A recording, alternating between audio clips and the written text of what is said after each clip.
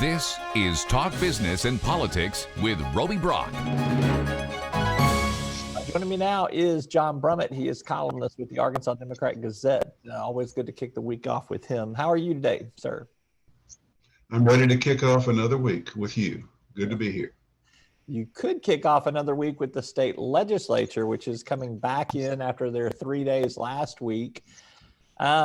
We could describe this as the legislature gone wild. They were supposed to come in for congressional map redistricting. They seem to have some other things on their agenda. Is this session ever going to end, John? Is it ever going to end? Well, they don't appear to be in any hurry. The assigned job, congressional districting, we've seen formally literally no movement on that. We say that they're sort of agreeing on something, a couple of concepts, maybe a little difference between the House and the Senate, but we're not seeing any movement. You have a session extended basically for one bill, a vital constitutional responsibility, and they're not bothering with that so much, and certainly not in any hurry, while they decide to semi-secede from the United States because they don't want to be told to take vaccines. And that's sort of where we are in Arkansas right now. It's remarkable. They did extend for the stated purpose of redistricting, and then to take any actions that might be warranted in terms of COVID funding. But what they're doing, I think, and others think, exceeds what the extended session was for, and is legally suspect on many bases. I mean, the state Supreme Court has limited what legislatures can do in these circumstances, particularly when they violate what their stated purpose is. Whenever you presume to defy a mandate of the U.S. government through OSHA or through Medicaid, you risk losing federal funding, or you risk getting sued in the federal courts because nullification. That didn't work in the Civil War, and it didn't work in in resisting school integration. So that they're spending all their energy. Let me be clear: a few extreme conservatives are expending all their energy, and a narrow majority of other Republicans who feel obliged to go along with them are helping them do something that is destructive and odd, and perhaps not appropriate or legal, and perhaps suspect, might lose the state a lot of money or get sued. So it's just Arkansas 2021. That's what we're experiencing. I'm reminded of those memes that float around on Twitter and Facebook. Sometimes you only had one job, and so the one job was congressional maps. I guess this potential loss of revenue from the federal government, or maybe because they get sued, is the justification for this has something to do with COVID-19 funding somehow. Maybe. It has to do with COVID-19 funding. If you cost us federal money, I guess so. But I wouldn't want to advance that as hang my head on that legally. I don't know how it all turns out, and at this point, I'm just kind of numb to it. After this year of state legislative action, nothing surprises me, but oddly, nothing distresses me. I just shrug, All right, and hope for a better day.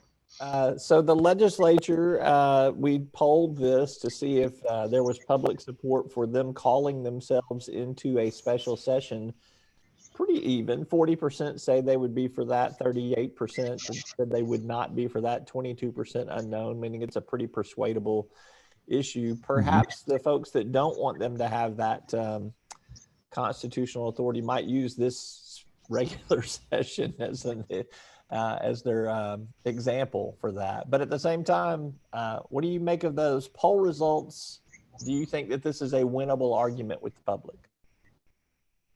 I think this is one of those arguments, alas, that is sort of inside baseball of great interest to legislators and insiders and media people like us that could well go to the ballot with the people not really certain what it's about or what the stakes are.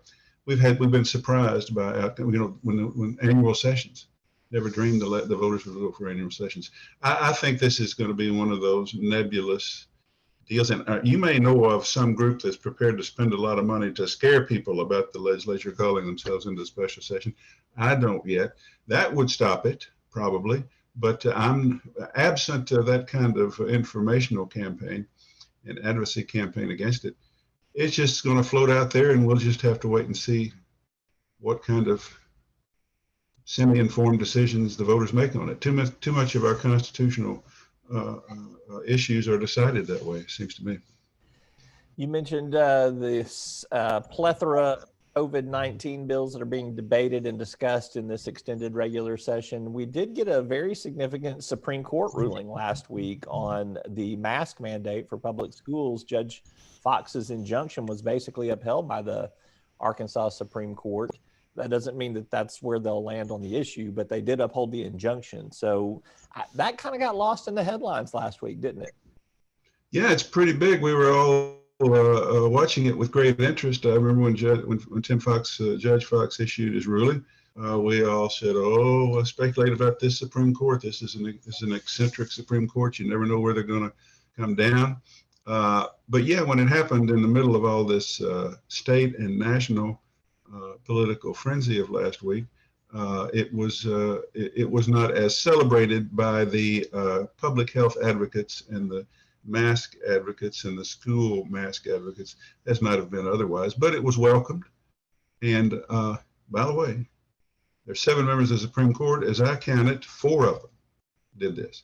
The two most partisan Republicans, former legislator Sean Womack and Barbara Webb, whose husband is running for lieutenant governor and was a longtime chairman of the Republican Party, they would not have upheld Judge Fox.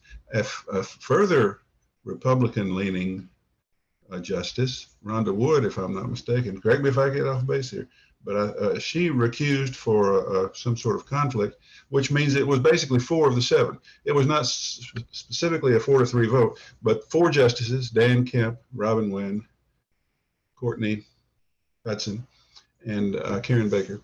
We can thank them for the school district's local ability to attend to the best public health interests of their children. So we should thank those 4 people. And that was a reflection of public opinion that we saw on that issue as well when we released some polling last week. Last question for you. Let's talk about what I call the great pumpkin, the big question from this polling that we just wrapped up with Talk Business and Politics and Hendrix College on eliminating the income tax. 54% support, 25% don't support, 20% undecided. That's a 2-to-1 margin, John. If this thing gets on the ballot, do you think it sails? Yeah. May I say one thing about your poll before I answer that? Sure. Because one thing interested me more than it must have interested you. All this, these right-wing legislators are running roughshod over, disrespecting rudely the governor of the state. Your poll shows the governor has a 58% approval rating and the legislature has a 46% approval rating. I just want to say that Arkansas is not as rabidly right-wing in the whole as it appears. The Democratic Party is so weak. The National Democrats have so alienated Arkansas that you have to be a Republican to win a general election, but to get the Republican nomination, you have to play this run to the right madness that we see Sarah Sanders and Leslie Rutledge playing. Now, that said, I just want to get that in because I think that we need to remember the legislature treats Asa, Governor Hutchinson, like he's nothing anymore, but he's a man who's approved by 58% of the voters. The income tax thing, I know I'm of 2 minds on that, and forgive me, but sometimes 2 minds are necessary. One is, in a way, you just ask people, do you hate income taxes? And they did. People do. I've heard that all my life, income taxes. People hate them even though I think they're the fairest taxes known to mankind. They hate them because they show you on the check stub, this is what you would make if you didn't have to pay this. They just take it right off the top, and it's a constant reminder. So that 54 and percent said, yeah, that doesn't just scare me to death. What is more interesting is your follow-up question. If you knew by eliminating the income tax, we'd have to raise other taxes i.e. regressive sales taxes, or cut services, it only dropped by 5 points to 49. So, I mean, that's the issue. The second question is the issue. And if this gets to the ballot, that'll be the big issue. And so I think, and if Leslie Rutledge actually follows through and we get this thing on the ballot, it's a favorite to pass, but there'll be a lot of organized opposition because it's frightful. We'll wind up like Kansas under Brownback a few years ago. And I see a fighting chance to stop it. While it's troubling, I see if you can get it down to 49 right now, just hypothetically or superficially, by mentioning, which is that's not a great deal, but it's, I think I'm not convinced by your poll number that it's a lay down hand to eliminate the sales tax. It's probable, but it is doable to properly frighten people into the consequences, seems to me. All right. He's John Brummett of two minds all the time, I think. Well, I try two or more. All right. Always appreciate your insight, my friend. Thank you very much. Thanks, Roby. Bye-bye.